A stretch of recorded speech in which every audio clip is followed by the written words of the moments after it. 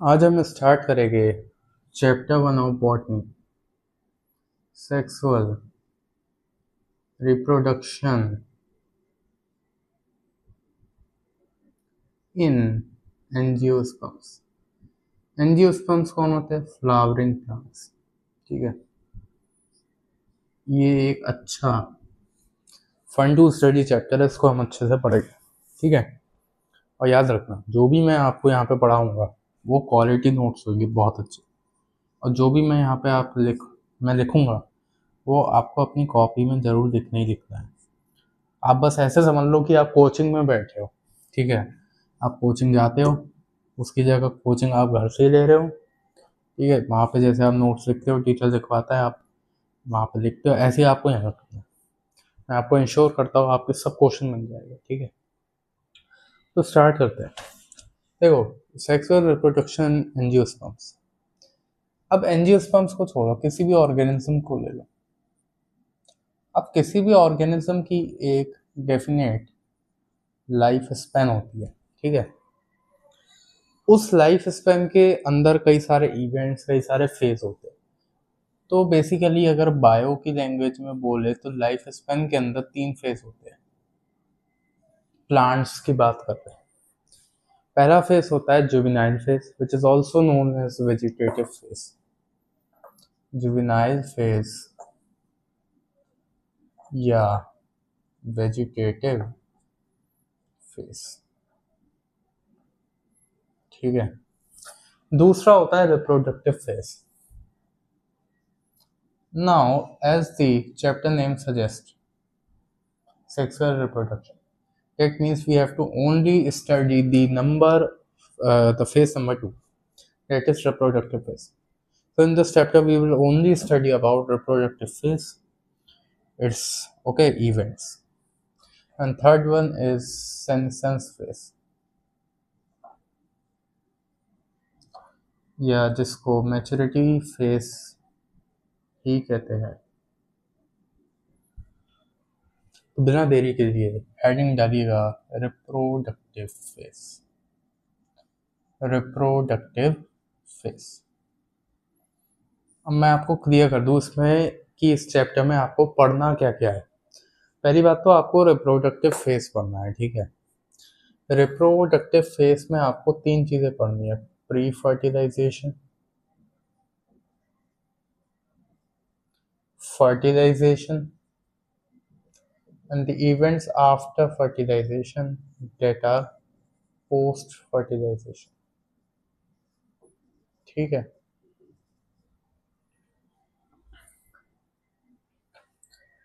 और pre fertilisation में 3 steps होते हैं: गैमेटोजेनेसिस, ठीक है, gametogenesis, gamete transfer, that is pollination, gamete transfer known as pollination, POLLN, and pollen pistil interaction,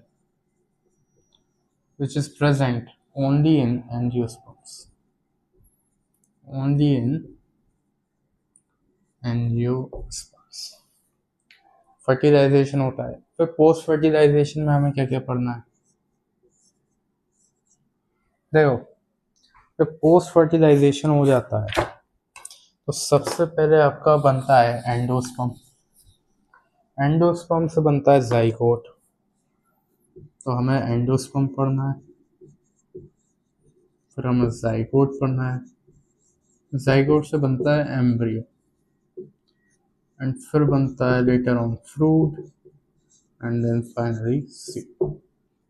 ठीक है, तो इस चैप्टर में आपको ये एंड ये पढ़ना है। ठीक है, बस यही चैप्टर में। ठीक है, तो काफ़ी अच्छा चैप्टर है। स्टार्ट करते हैं with first heading, pre fertilization. पहली हेडिंग डालिएगा pre fertilization, structure and events. ठीक है, structure and events.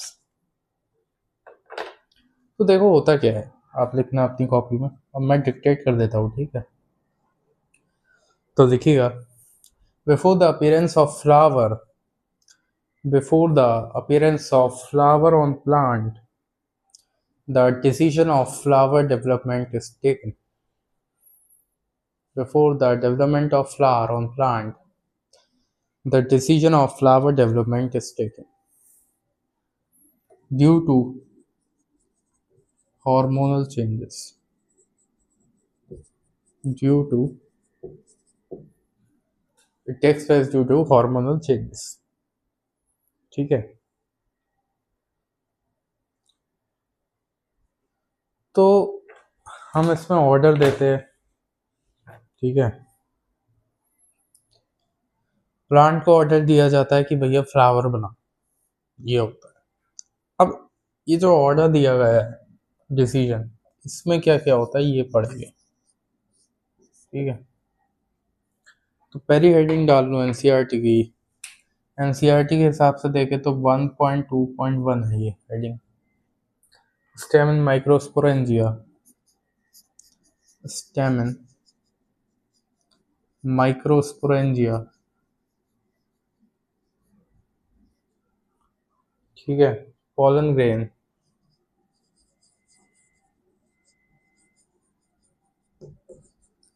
And male gamete.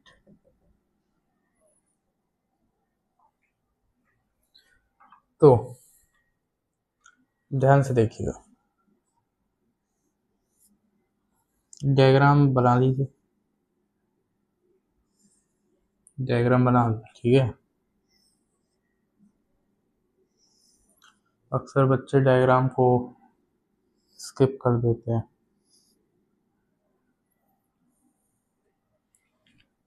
NCERT का डायग्राम है, देखना, ये जो ये एंड है इसको कहते हैं proximal end. The proximal end is attached to thalamus, ठीक है। एंड ये होता है distal end, attached to pollen grain, attached to pollen grain, ठीक है। ये होता है filament. Filament is a slender, means soft and flexible, long stalk like structure, ठीक है, long stalk like structure। And ये क्या है, ये है एंथर। अब हम एंथर के बारे में स्टडी करेंगे, ये डायग्राम बना लो।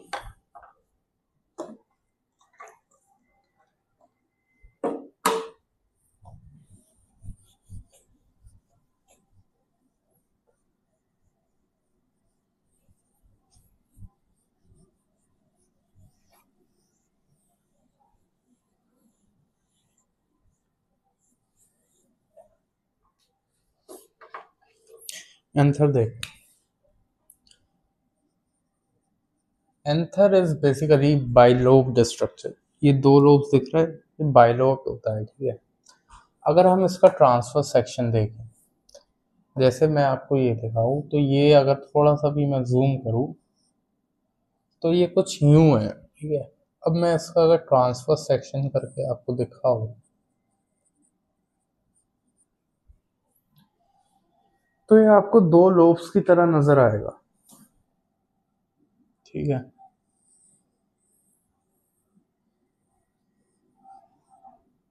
ये थोड़ा सा छोटा बन गया,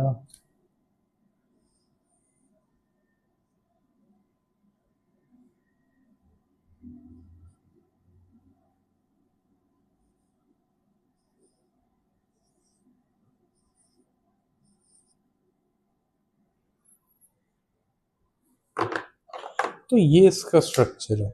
as I said earlier, this is a bilobed structure. This one is first lobe and this one is second lobe. As you can see clearly, each lobe contains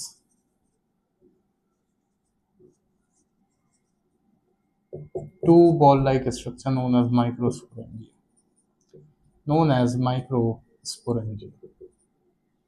That means one anther has two lobes. Each lobe has two microsporangia.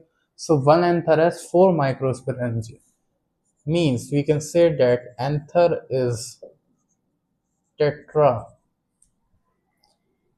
Tetragonal कहते हैं. चार microsporangia है तो उसको tetragonal कहते हैं. ठीक है, या कॉमनली कहते हैं टेट्रास्पोरेंजिएट. ये इंपॉर्टेंट है. And this structure is known as connective. Connective contains xylem plus phloem. अब तो ये हो ही गया होगा भाई, xylem phloem है तो न्यूट्रिशन प्रोवाइड करता है. And it is a sterile structure. ठीक है, तो ये कुछ एंथर का डायग्राम होता है. ठीक है, तो याद रखना कि anther is tetrasporangiate and bilobed structure.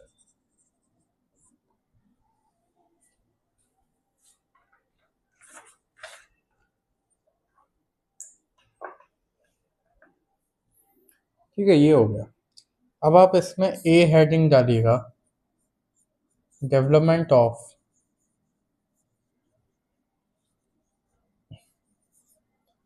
माइक्रोस्पोरेंजी. Development of माइक्रोस्पोरेंजी.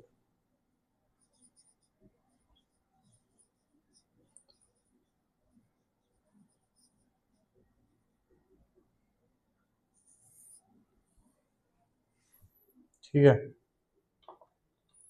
लिखिएगा बच्चों, मैं आपको डायग्राम बना देता हूँ.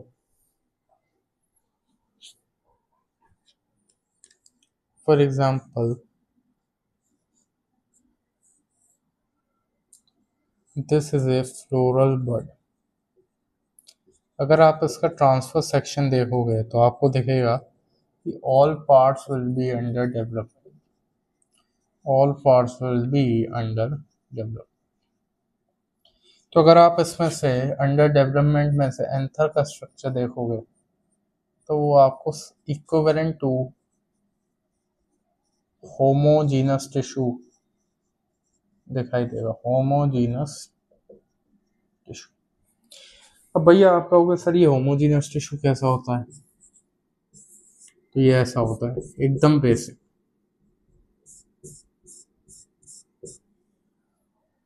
मोटा मोटा अगर देखा जाए तो उसके चार कॉर्नर है. अब क्या होता है, one cell at each corner is ordered to develop.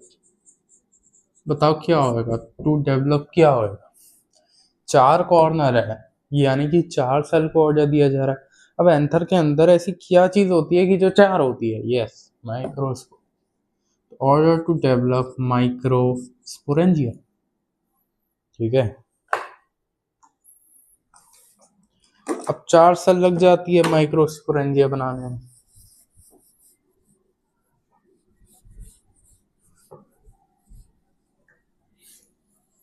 अब देखना, ये एंथर, ये चार सेल माइक्रोस्पोरेंजिया. अभी इनकी इनिशियल स्टेज है तो इनको कहते हैं PAC.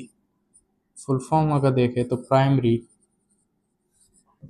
Archie स्पोरियल cell. Primary archesporial cell which is diploid. देखो कई बच्चों को कंफ्यूजन होता है कि भैया सर ये 2N ये सब क्या नाटक है. ठीक है, कई बच्चे इसको इग्नोर करते. लेकिन ये चीज़ बहुत इंपॉर्टेंट है. N and two n. मैं बता दूं, एन होता है हैप्लॉइड, एन का मतलब है हैप्लॉइड। फॉर एग्जाम्पल ह्यूमन की बात करते हैं, 46 क्रोमोसोम होते हैं। अगर ह्यूमन की किसी सेल में 23 क्रोमोसोम्स है तो उसकी प्लॉइडी हो गई एन, एंड अगर यही 46 क्रोमोसोम्स है तो उसकी प्लॉइडी हो गई 2n, and 2n is diploid. इस पूरे चैप्टर में एन टू एन चलता रहेगा, तो भैया ये मत कहना ये कि नाटक चल, ठीक है। तो PACS2n, अगर मैं आपको एक ही इसका मैग्नीफाई करके दिखाऊं, ठीक है, अंडर डेवलपमेंट के बाद क्या ये PAC2n, ठीक है, ये करता है माइटोसिस, ये करता है माइटोसिस। अब जब माइटोसिस होता है तो सेल डिवाइड हो जाती है बाय साइटोप्लाज्म, ये डिवाइड हो गई, ये अलग सेल बन गई, ये अलग सेल बन गई। जो ऊपर वाली सेल है उसको कहते हैं parietal cell, this is known as parietal cell, which is also 2n, and this one cell is known sporogenous cell, it is also 2n, ठीक है। Now what happens, both cell will perform mitosis, both cell will perform mitosis. So parietal cell, when parietal cell will perform mitosis, it will form, it will develop anther wall, anther wall, and when sporogenous cell undergoes mitosis, it produces sporogenous tissue, sporogenous tissue,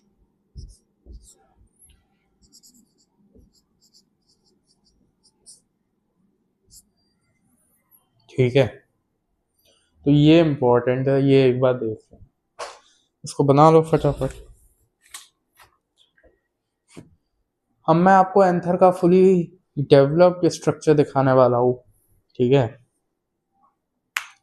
जिसमें सब layers उसकी develop हो जाती है।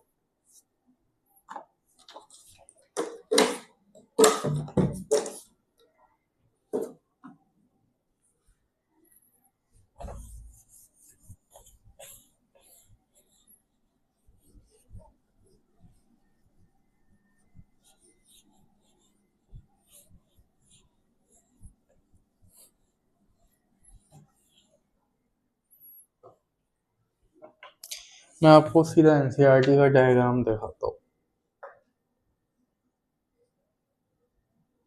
अब ये diagram साथ साथ बना लो मेरे,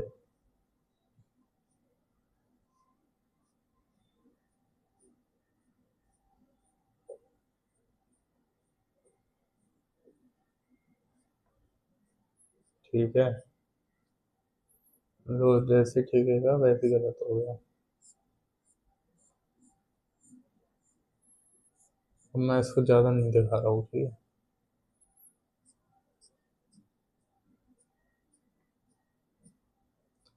this is the outermost layer known as exothecium। चलो लेबलिंग बाद में करेंगे।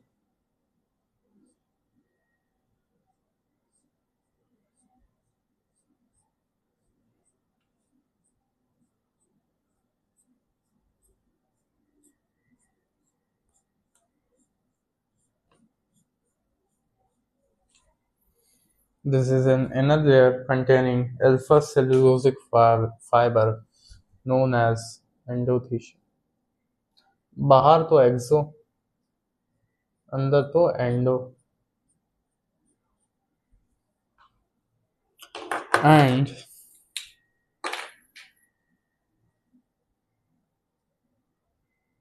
चल ब्लैक सी बना लेते हैं।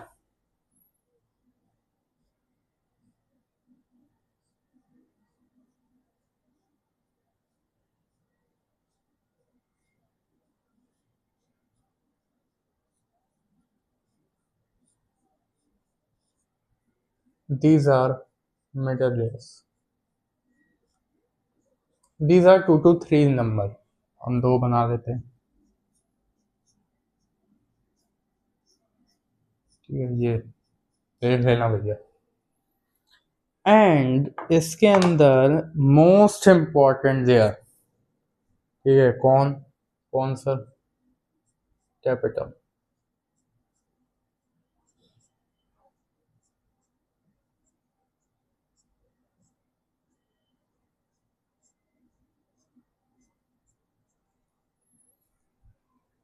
ठीक है,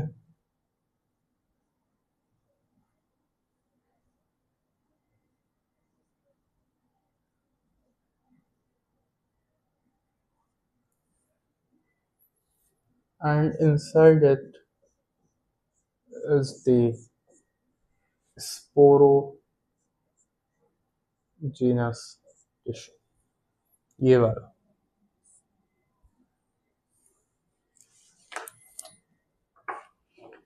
अब देखना,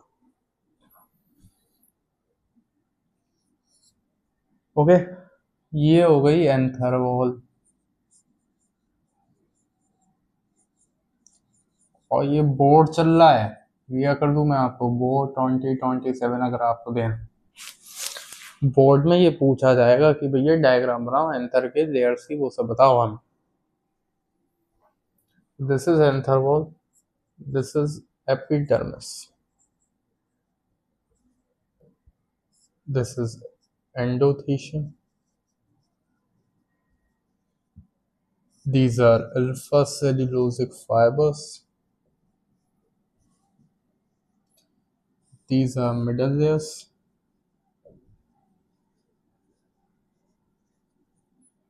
and this one layer is tapetum.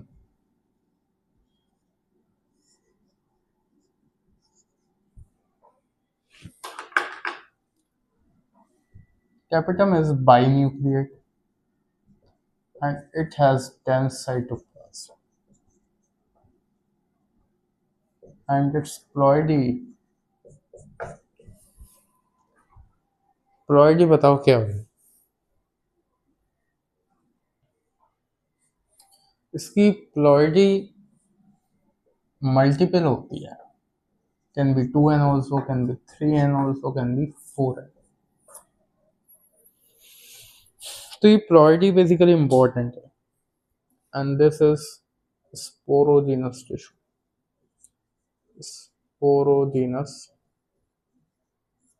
tissue, ठीक है। ये हो गया आपका एंथर का स्ट्रक्चर। अच्छा, anther is also known as microsporangia, पता है ना आपको? Anther is also known as microsporangia, तो ये बना लो, ठीक है। अब आप देखो, मैं डिक्टेट करता हूँ, ये बोर्ड में लिखना पड़ेगा, देखना। Anther wall is made up of following layers, anther wall is made up of following layers. पहला एपिडर्मिस, देखिएगा, epidermis is a outermost layer and is protective in function. Outermost layer which is protective in nature. अब important है, ये NCERT के बाहर का है। In few plants,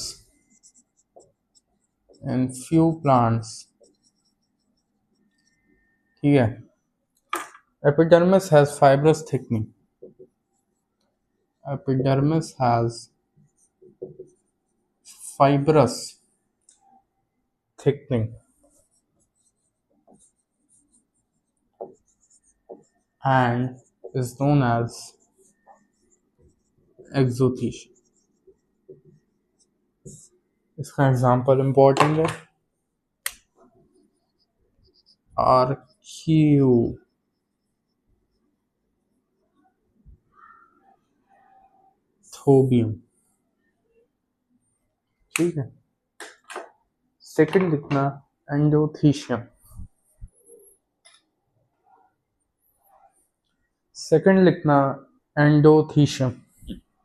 second लिखो एंडोथीशियम, लिखना they contain alpha cellulosic fibres, they contain alpha cellulosic fibers which are hygroscopic in nature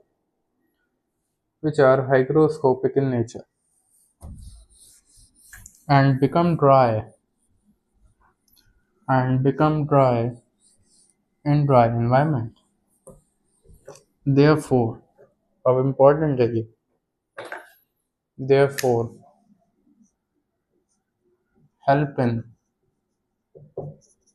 the dehiscence of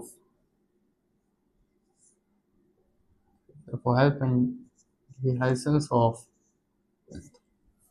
ठीक है, पता है एंथर का बर्स्ट होना, उसका निकलना, ये उसमें हेल्प करता है। थर्ड लिखो मिडल लेयर्स, लिखना they are made up of ephemeral cells, middle layers are made up of epimeral cells and degenerate at maturity.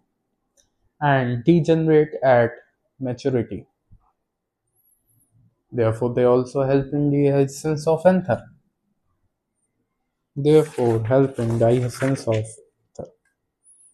ठीक है। फोर्थ देखो कैपिटम,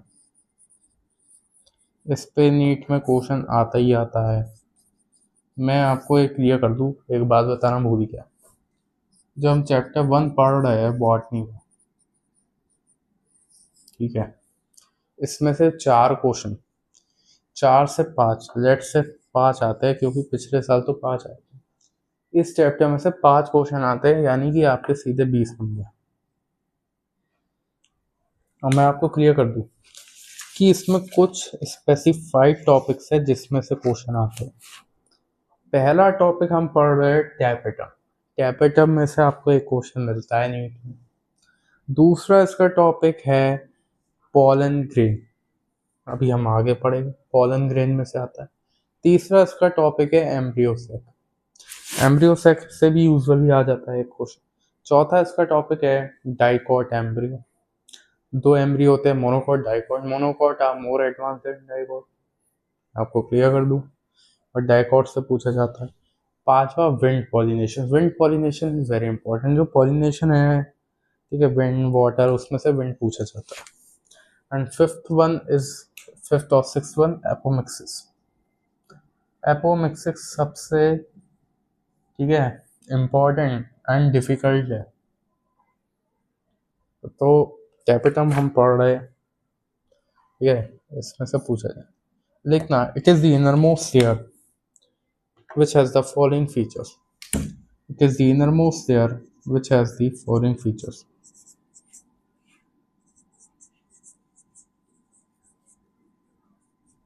इसके कुछ फीचर्स है HIJ, मैं आपको पहले फीचर से ही बाकी सबके डेरिवेशन करा दूंगा। पहले फीचर पे आप ध्यान देना। पहला फीचर है लार्ज अमाउंट ऑफ DNA।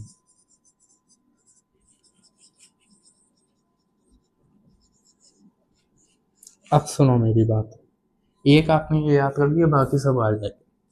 जब DNA हाई है, एक न्यूक्लियस लिमिटेड साइज का होता है, अब उसमें पूरा DNA भर दोगे ब्लास्ट हो जाएगा। It means it has multi nucleate condition.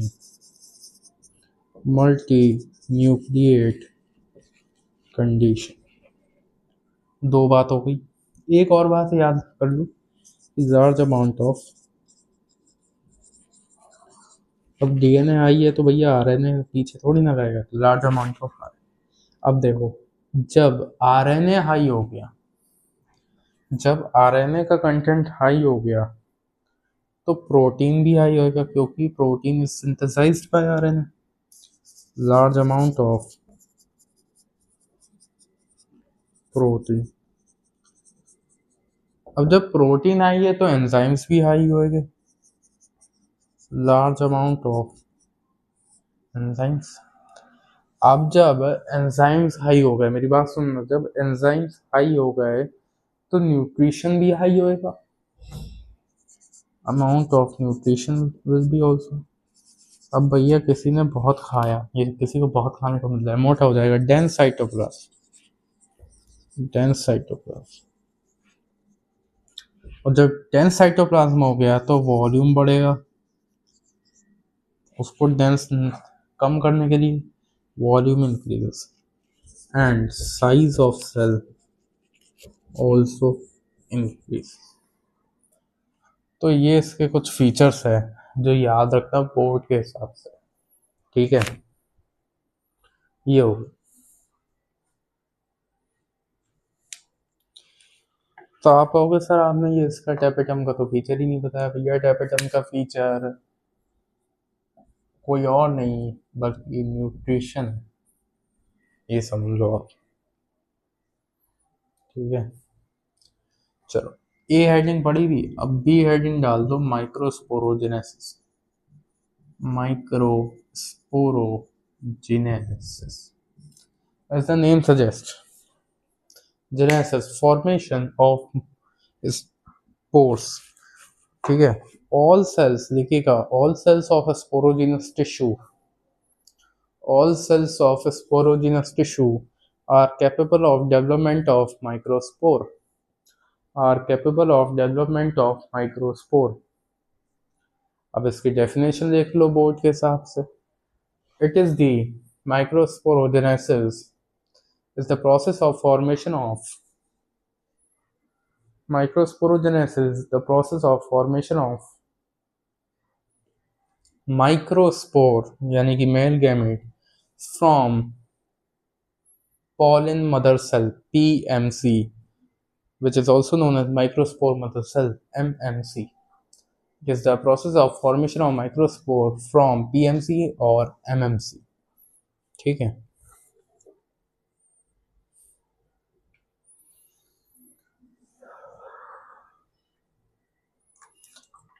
तो अब हम माइक्रोस्पोरोजेनेसिस को स्टडी करेंगे, देखना।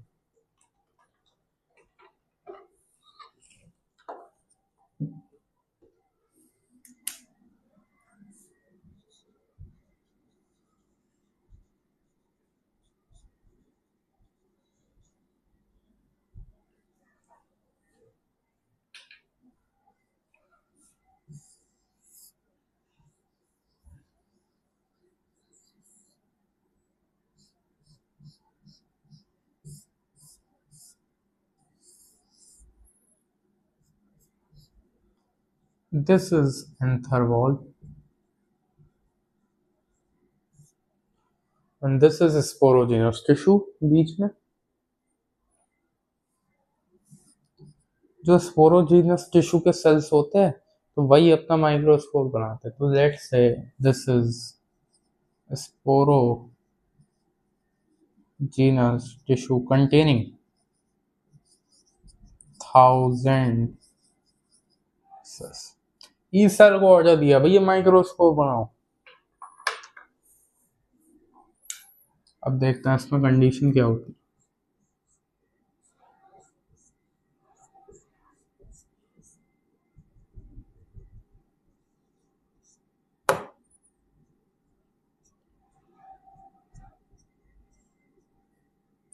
This is middle lamella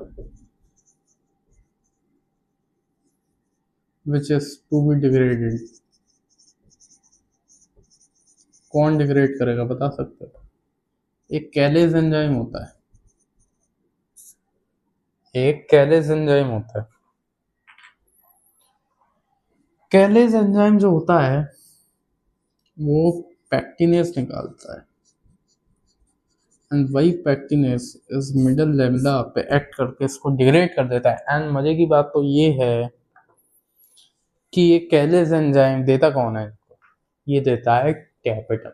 तो टैपेटम का एक और इम्पोर्टेंट फंक्शन यहाँ पे आ गया है, ठीक है, ये लिख लेना यहाँ पे, bye tapetum.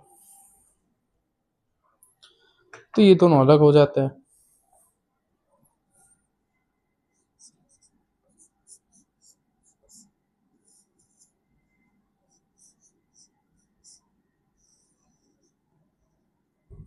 Individual cells of sporogenous tissue, sporogenous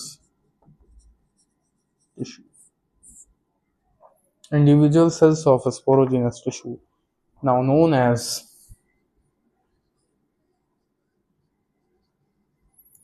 MMC या PMC, and these are diploid. ठीक है, तो ये बन गए तुम्हारे लेट से 1000 सेल्स। ठीक है, अब ये जो सेल्स बने ये करते हैं sporic meiosis.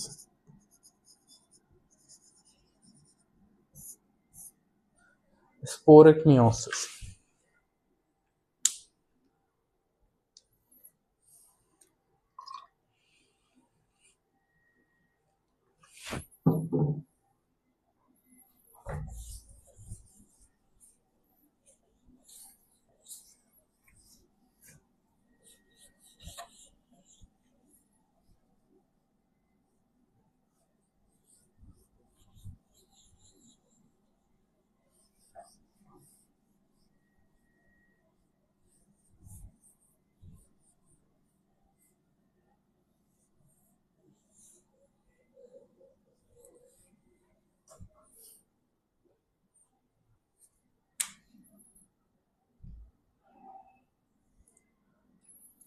Sporic meiosis is of two types.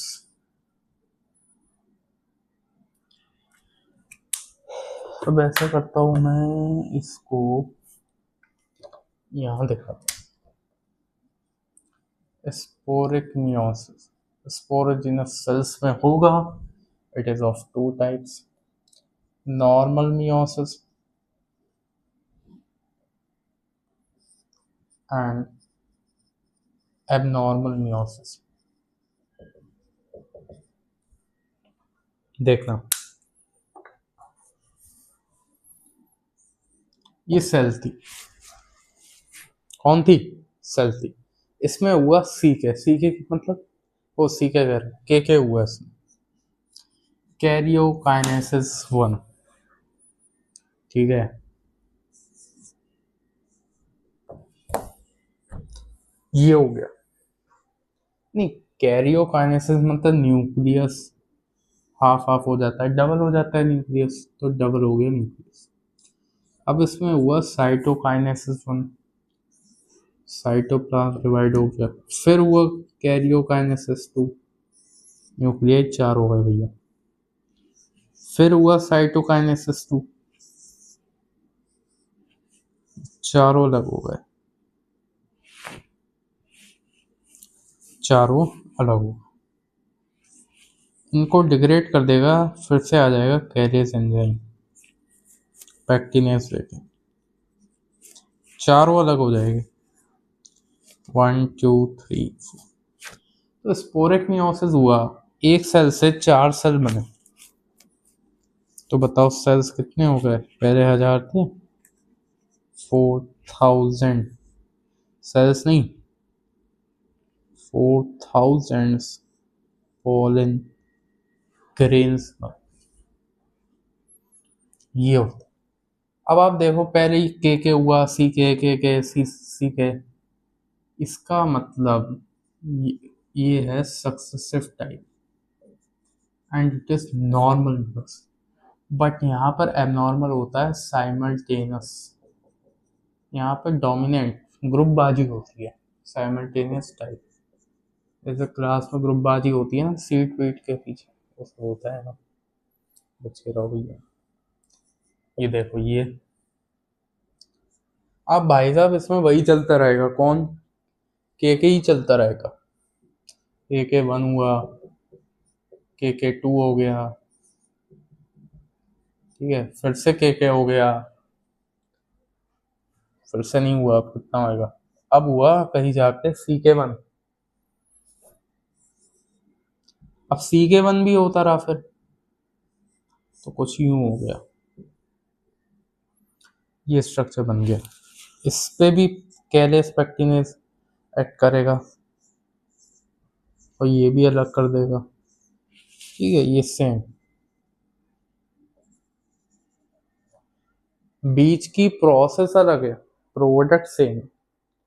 इनको कहते हैं माइक्रोस्पोर, एंड इनकी प्रोपर्टी आप याद रखना एन होती है। माइक्रोस्पोर की प्रोपर्टी कितनी होती है? And this structure is known as tetrad, bilateral, it is monocot, and this structure is known as tetrahedral dicot. N,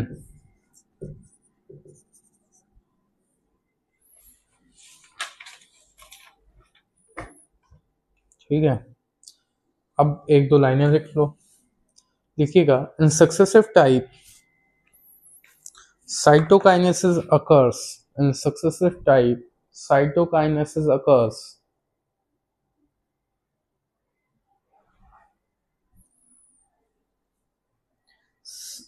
successively after each karyokinesis, successively after each karyokinesis, and it is advanced type.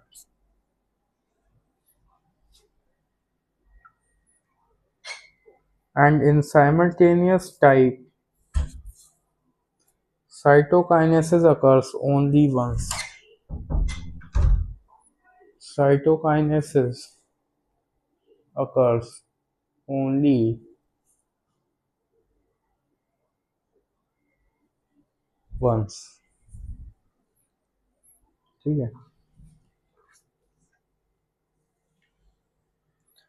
ये B heading हो गई थी, ठीक है। अब सी heading डालना, pollen grain development. अब ये आ गया आपका सेकंड नीट का क्वेश्चन, ठीक है। पॉलन ग्रेन डेवलपमेंट,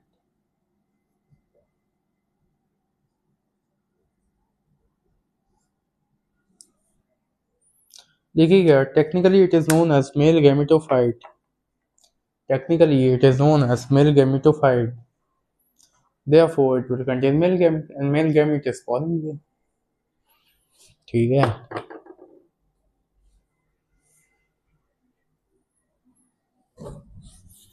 ये आ गया समझ में, ये आ गया होगा समझ में, ठीक है। अब ये इम्पोर्टेंट जगह है, ये देख लेना।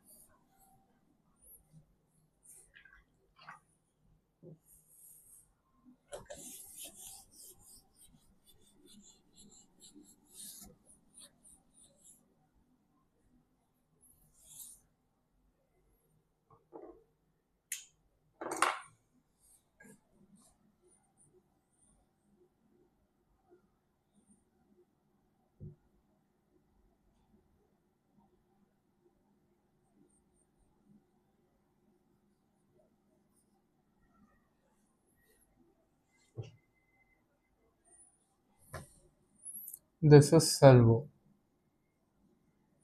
this is vacuole, cytoplasm, nucleus, and plasma membrane। पहला स्टेप क्या होता है? सेल वॉल डिफरेंशिएशन होता है। फर्स्ट स्टेप सेल डेवलपमेंट पढ़ रहे हैं तो स्टेप्स होता है। सेल पहला स्टेप होता है cell wall differentiation.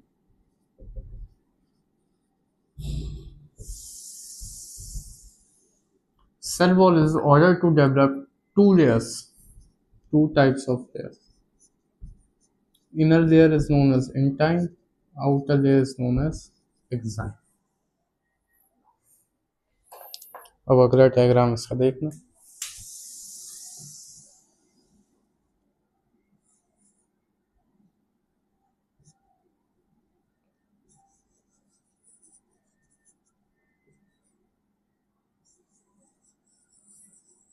This inner layer is intine and outer layer is exine।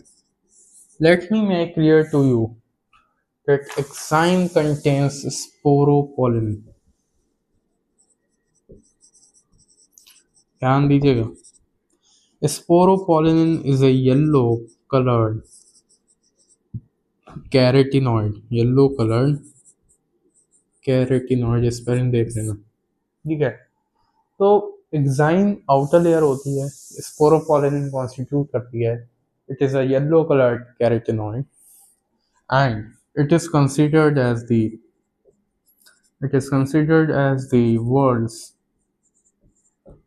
most resistant world's most resistant organic material ever found. ये किसी भी एंजाइम, एल्कली, एसिड, एटीसी कोई इसको डिग्रेड कर ही नहीं सकता. Therefore it is protective in nature. तो protection provide करती है ये. ठीक है. अब भैया पॉलन ट्यूब बाहर कैसे निकलेगा जब इसको कोई डिग्रेड ही नहीं कर सकता. तो एक्साइन में एक जगह कहीं होता है गैप, स्पेस, एंड इस स्पेस को कहते हैं जम पोर. GERMPORE,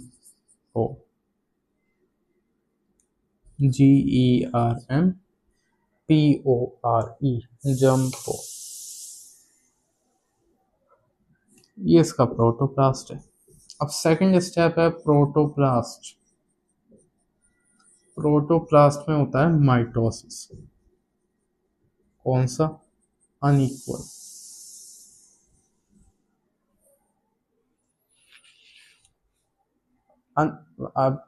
unequal mitosis with respect to cytokinesis, cytoplasm. ठीक है. तो अब क्या होता है देखना.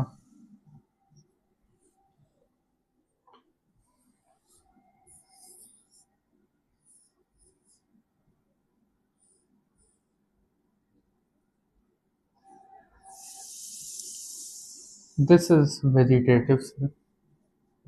This is known as vegetative cell. This is known as generative cell. And this is intine and this is exile. ठीक है. इसको कहते हैं टू सेल्ड स्टेज. इसको कहते हैं टू सेल्ड स्टेज. एक सेल ये, एक सेल ये. अब आप कहोगे सर ये तो वैक्यूल था. भैया वैक्यूल अलग है, वैक्यूल भी तुम बना लो. ठीक है. अब सुनिए, इसमें अगर आगे कोई स्टेप हो गया तो वो होगा माइटोसिस. फिर से माइटोसिस इन जनरेटिव सेल.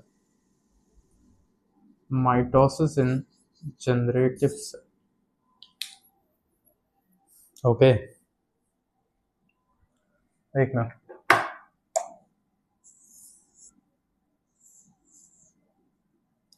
जब इसमें माइटोसिस हो जाता है ना, ये दो सेल्स बना देता है, दो गैमीट्स बना देता है. एंड इस स्टेज को कहते हैं three celled pollen. Three celled stage. It was a two-celled stage. It is three-celled stage, and these two are non-motile male gametes. Non-motile male gametes.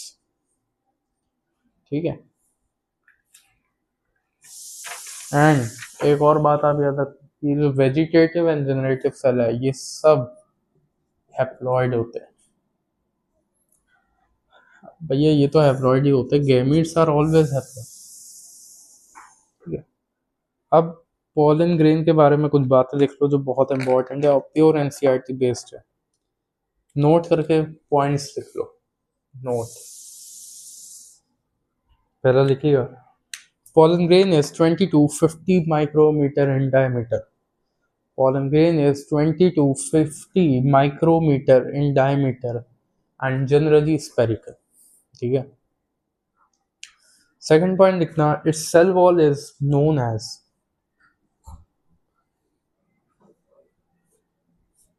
Its cell wall is also known as sporoderm and made up of following two layers.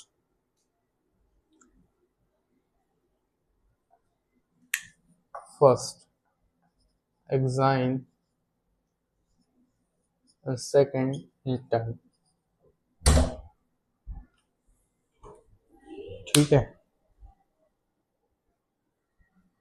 ठीक है, exine and intine. अब लिखना exine is outer layer made up of sporopollenin. अब ये सब लिखवाई दिया, ये क्या लिखोगे? ठीक है, एक काम करो, सीधा आप लिखो इंटाइन के बारे में लिख दो, इसमें इतना ही लिख दो आउटर मोस्ट है. ठीक है, इंटाइन में लिखना intine is made up of cellulose and pectin. Intine is made up of cellulose and pectin and is responsible for providing and is responsible for providing mechanical support to pollen tube. Mechanical support to pollen tube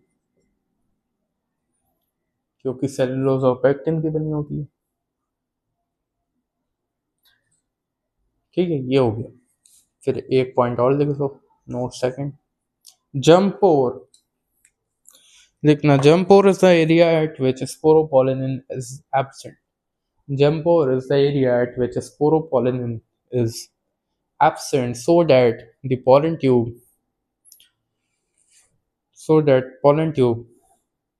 can be formed.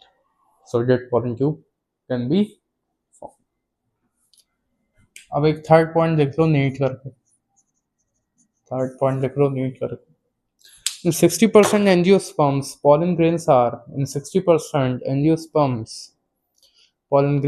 released at in 60% of the angiosperm, pollen grains are released at 2 cell stage only, but in rest it is 40%, they are released at 3 cell.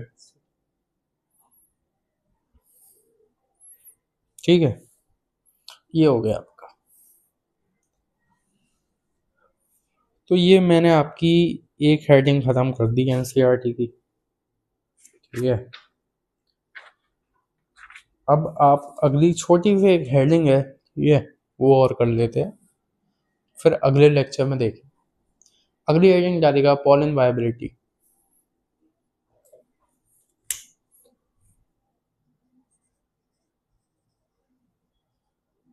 pollen viability लिखना, it is a period up to which the pollen grain has the ability to germinate. Example, 30 minutes in wheat, rice, and several months in the family of Rosaceae, Leguminosae, also known as Fabaceae, Solanaceae. ठीक है,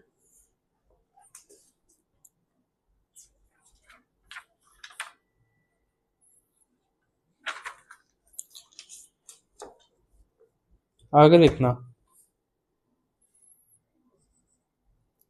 pollen grains are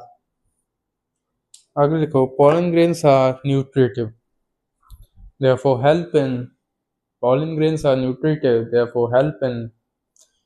used in the form of tablets and syrups, increase the performance of racehorses and athletes. They are developed from. अब कोई कहे भैया pollen grain में तो ये होती है स्पोरोपोलन, तो ये पेट में जाके डाइजेस्ट ही नहीं होगी. तो कुछ पोलन ग्रेन्स होते हैं जो न्यूट्रिटिव भी होता है, एडिबल भी होता है. तो लिखना, they are developed from edible pollen grain. Next point देखो, as the pollen grains are important part of flowering plants of angiosperms. Important तो है ही भाई, आप देख ही रहे हो, इसके बिना तो प्लांट्स ही नहीं हो पाएंगे नए. They are preserved with the help of liquid nitrogen. They are preserved with the help of liquid nitrogen. तो मैं आपको क्लियर कर दूँ, एक लिक्विड नाइट्रोजन होती है N2, ठीक है, जिसपे आप प्रिजर्व करते हैं पॉलन ग्रेन्स, गैमीट्स, ठीक है, ये सब।